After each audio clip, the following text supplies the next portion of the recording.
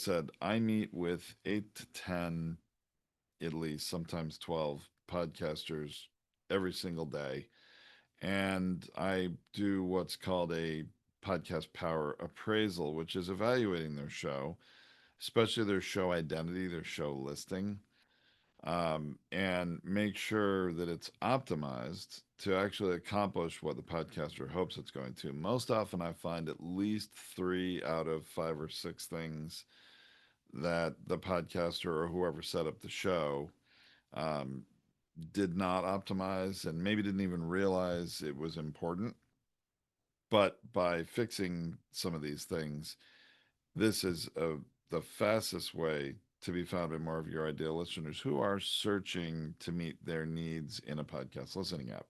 So, what I'm going to do is share um, Apple Podcasts app. Now, this is, and I look sometimes over to my left because I have another monitor.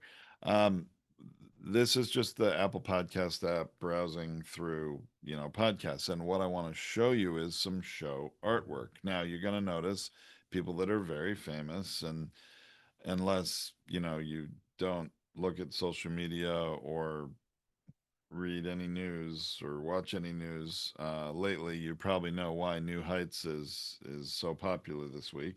But obviously, when we have a podcast where the host is a nationally known sports figure or celebrity, then they use their face or faces on their artwork. If we look at SmartList, these are all actors, and most of us know who those people are without even having their names on it. Joe Rogan, everybody in podcasting knows about Joe Rogan, and his face is on his artwork. But I want to draw your attention to a lot of other artwork. The Lodge, I don't even know if this person is the host or not, but they're obscured. You wouldn't know who they are. Senseless, that makes sense. Curiosity Meets the Past has, somebody with a magnifying glass, obviously investigating, researching, being curious about something. Lawless Planet has a very interesting artwork icon. Unlawful Act here has a image of one of those red line research spider webs on a wall that either from, I don't know if this is meant to be from a criminal plotting something probably, or I know also law enforcement investigators will research with putting things on a wall like that. Look at doctor's orders. Do they feature the host on their cover art? They don't. It's not about the doctor or the host, it's about what's in it for the listener. Same thing with Camp Shame. Now, look, the best people, Nicole Wallace, if you know, uh, many people know who Nicole is. She was a national figure. She was a White House press secretary at one point and is, I believe, on NBC, has a show on NBC or MSNBC or something like that. So another nationally known figure. So if you're a nationally known figure, having your face on your cover art is helpful. If you're not, it actually does more to hurt you than help you. That's the point. And what I find, and if you do not have your face on your cover art, then I applaud you because you are unlike about 70% of podcasts that do. And that's because a lot of podcast hosts kind of take the easy way out and they tell you, you know what? Of course, it's your show. Do you have a recent headshot? We should use that for your cover art. It's actually a really bad suggestion for two reasons. It has nothing to do with how you look. It has to do with your potential listeners, the people will view it in this context in their listening app. They're looking for the topics they want to listen to, what's in it for them. They don't know you.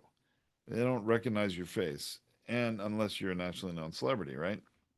But even more importantly, people have an unconscious bias that don't even know it.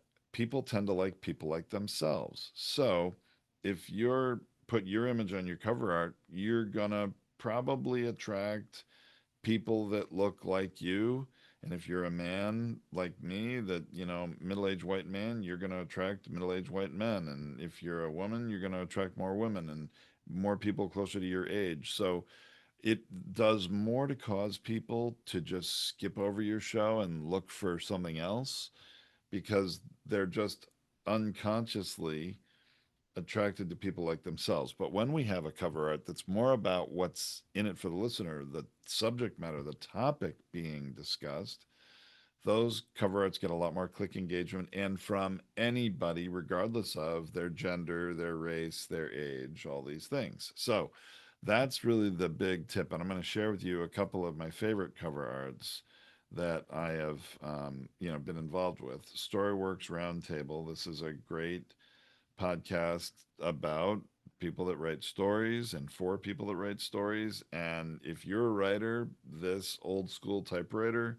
gets your attention. You may not understand what Storyworks Roundtable is about, but it will pique your curiosity enough to click to learn more. Same thing with this other show, The Successful Thinker. This is not the host's torso. This is, a actor who posed for the photo. And then, this light bulb, the successful thinker. It's that this is one of the most successful cover arts. It's all about what's in it for the listener. And again, it doesn't have to tell the whole story. It just has to build anticipation for people to want to click to learn more. So these are very